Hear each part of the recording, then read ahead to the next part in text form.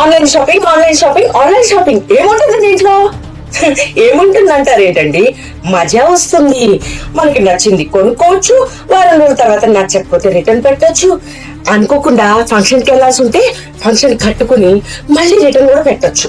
ఇంకోటి ఏంటంటే మనకి నచ్చని వస్తువులు ఇంట్లో ఉన్నాయనుకోండి, సేమ్ యాజ్ మార్చేసి కూడా మనం రిటర్న్ పెట్టుకోవచ్చు.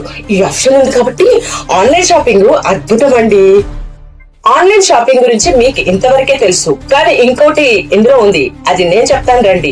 ఎప్పుడైనా మనం ఆన్లైన్ లో బట్టలు బుక్ చేసుకునేటప్పుడు మన ఇంటి అడ్రస్, మన పేరు, మన అన్ని కూడా దాంట్లో మెన్షన్ చేస్తాము. ఆ చిన్న విషయం మాత్రం ఆడవాళ్ళు ఎందుకు మర్చిపోతారండి?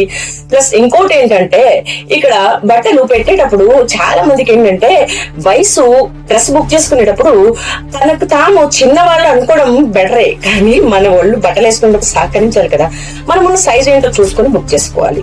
కానీ ఇక్కడ చేస్తారు ఏంటంటే, వాళ్ళు ఉండేది వచ్చేసి డబుల్ ఎక్సెల్, మేము ఎక్సెల్ సరిపోతుందండి మాకు అనేసి పెట్టేసుకున్నాక అది పట్టినా పట్టకపోయినా గట్టిగా వేసుకొని దాన్ని చింపి నలిపి రొట్టి మట్టి చేసేసి మళ్ళీ రిటర్న్ పెట్టే ఆప్షన్ ఉంది కదా అని రిటర్న్ పెట్టేస్తారు.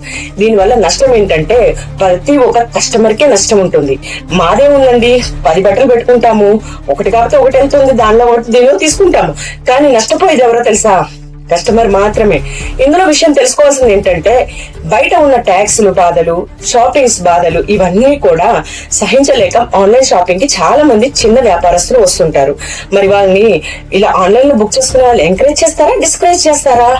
మీరు ఒక వస్తువు కొనాలంటే షాపింగ్ మాల్కి వెళ్తే దానిలో GST కార్డు నుంచి మీకు అన్ని ట్యాక్సులు కలిపి అదనంగా 1000 రూపాయలు ఖచ్చితంగా ఒక్కొక్క ఐటెం మీద వేస్తారు. అలాగే డ్రెస్సుల మీద కూడాను మినిమం 200 నుంచి 400 వరకు మినిమం పడుతుంది. మరి ఇవన్నీ తప్పించుకుని మీరు ఆన్లైన్ లో షాపింగ్ చేసుకుంటూ సరసమైన ధరలకి మ్యానుఫ్యాక్చర్ అంటే ఇంట్లో సొంతగా తయారు చేసిన వస్తువులు మీ ఇంటి వద్దకు చేరుతున్నాయి. మరి ఇలాంటి ఆన్లైన్ షాపింగ్ మీరు కాపాడుకోవాలి, కానీ ఇలా చిన్న చిన్న పనులు చేసే వాళ్ళని ఎంకరేజ్ చేయకుండా డిస్కరేజ్ చేయడం ఎంతవరకు న్యాయం అంటారు?